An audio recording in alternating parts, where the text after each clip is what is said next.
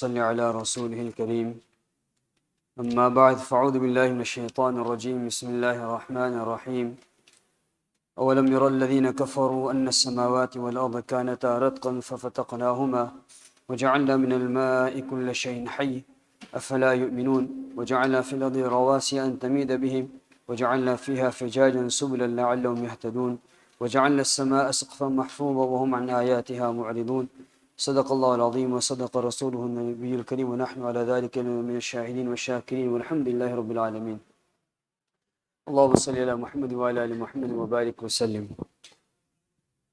One of the challenges we as an ummah,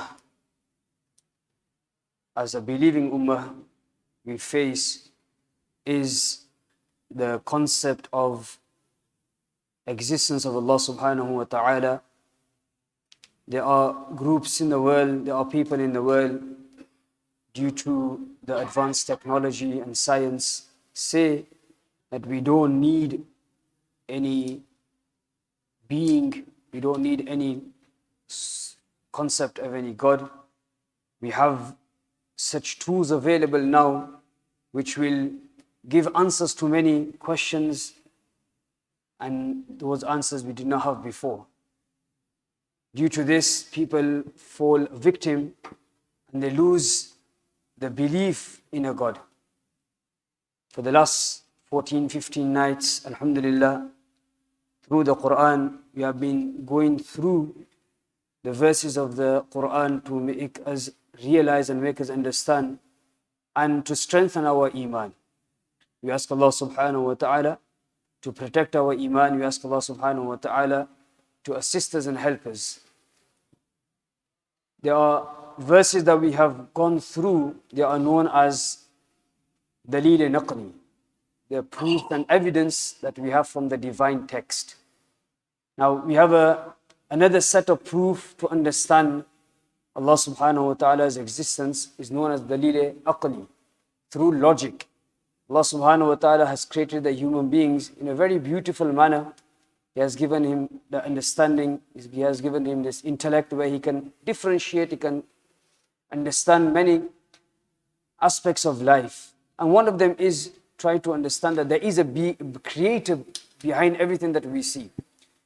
In our last week gathering, we mentioned about the incident of Imam Abu Hanifa rahmatullahi alayhi, about him being invited by the king and he had to cross the river. Imam Fakhruddin Razi rahmatullahi alayhi in his tafsir, he has brought the mention of all the four imams, the four imams of school of thought, about their understanding and how they have made it easy for us to realize Allah subhanahu wa ta'ala's existence. So Imam Abu Hanifa rahmatullahi alayhi, Imam Fakhruddin Razi rahmatullahi alayhi has mentioned him. Imam Malik rahmatullahi alayhi, again he was asked about the existence of Allah subhanahu wa ta'ala. His reply was that in the difference of appearance of human beings, the appearance of human beings, in their differences, in their languages, in their colors, in their size, attitudes, personalities, all of these are the clear proof of Allah subhanahu wa ta'ala. When we have a machine in this world, whatever the machine has been programmed for, it will only create that exact same. For example, this carpet that we have, it has the exact same pattern throughout. The machine automatically will not create a new pattern of its own because it's not programmed for that. So when it's programmed for one set, it will only program and it will only draw out and create that one pattern only.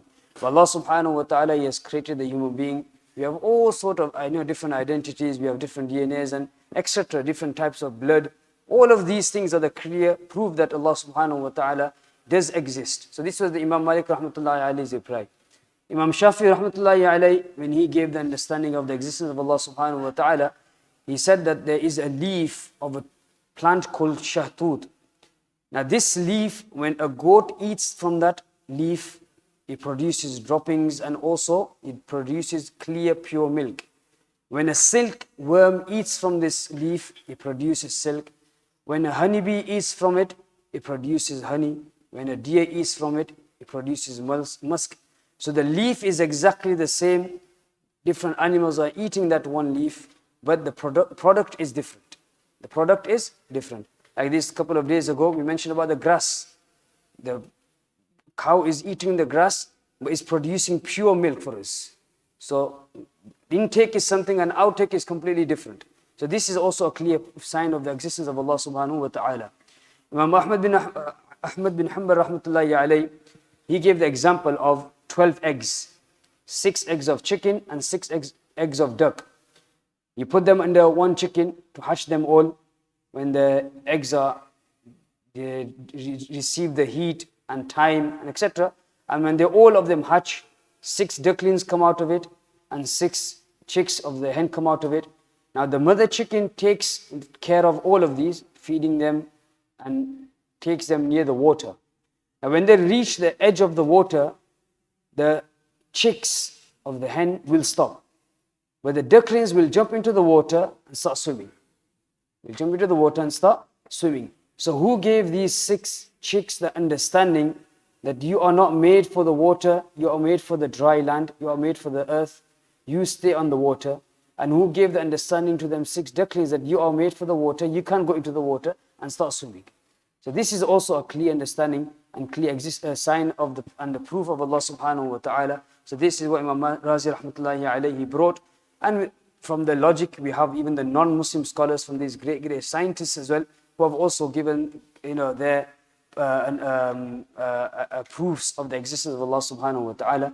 We ask Allah subhanahu wa ta'ala to protect our iman. We ask Allah subhanahu wa ta'ala to safeguard our iman, the iman of our progeny, our children. Inshallah, we make dua for ourselves, we make dua for our children, and all the way till the day of judgment, our dua inshallah will protect their iman as well. Just before we finish, we remind ourselves of the remaining days of the month of Ramadan. Very, very special and precious moments of Ramadan. Alhamdulillah, we have in our hands whatever shortcomings we make dua to Allah subhanahu wa ta'ala to forgive us.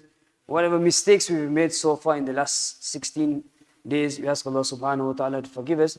And the remaining days, again, we make efforts, we bring more increase in our ibadat, especially in the last 10 days, where we know that one of the night is definitely Laylatul Qadr.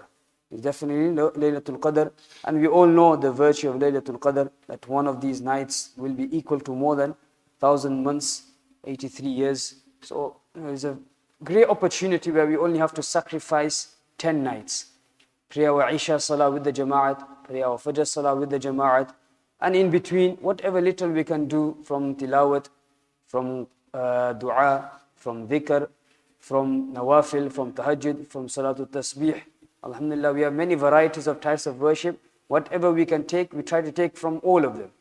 One other thing we can do is that if we struggle to make dua, recently Hadith Maulana Salim Dura Sahib mentioned that when he met Mufti Ahmed Khan Puri Damad Barakatuhum, I think it was in his last safar just before the month of Ramadan in Haram Sharif, in the Nisf of Sha'ban, the 15th of Sha'ban. So Mufti Ahmed Khan Puri Damad Barakatuhum, he explained that in this night I have the habit of reading the entire Hizb al-Azam. The Hizb al-Azam that we have, the dua kitab that we have, it has all the du'as that we require.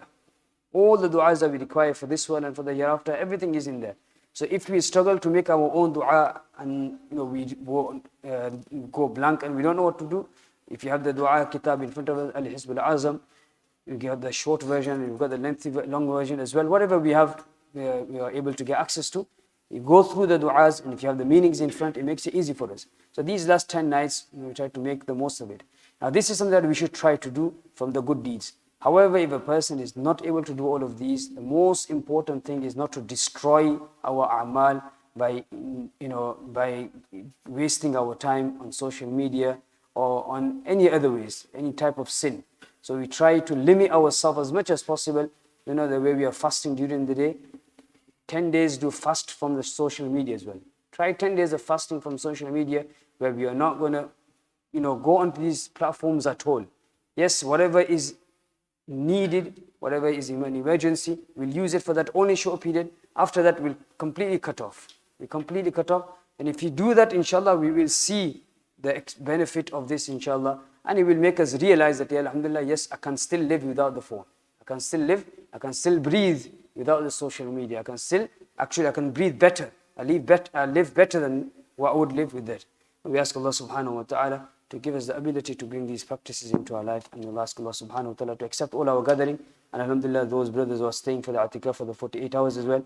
We ask Allah subhanahu wa ta'ala to make it a means of bringing positive changes into their lives. Alhamdulillah, majority of them are youngsters. They're sacrificing their precious time and staying in the masjid for 48 hours. It's going to be a big challenge, inshallah, hopefully disconnected from the world and only connecting them to Allah subhanahu wa ta'ala. But inshallah, this, as we say, we have the, the bucket list. You have this thing that, you put in the bucket that I want to do something. So this should be something of ours that we're in the masjid, we're only connected to Allah subhanahu wa ta'ala and we disconnected from the world. So if you do this, inshallah, our staying in the masjid will become a means of increasing in our spirituality as well. We ask Allah subhanahu wa ta'ala to accept the i'tikaf of these 48 hours and also those who will be staying in the last 10 days as well. Allahumma ameen. Subhanallah bihamdi. Subhanakallahumma wa bihamdik. Nashhadu an la ilaha illa anta nastaghfiruka wa natubu ilayk. Subhana rabbika rabbil izzati ma yasifun wa salamun ala al-mursalin. Walhamdulillahi rabbil alamin. Bi rahmatika ya arhamar rahimin. Jazakallah.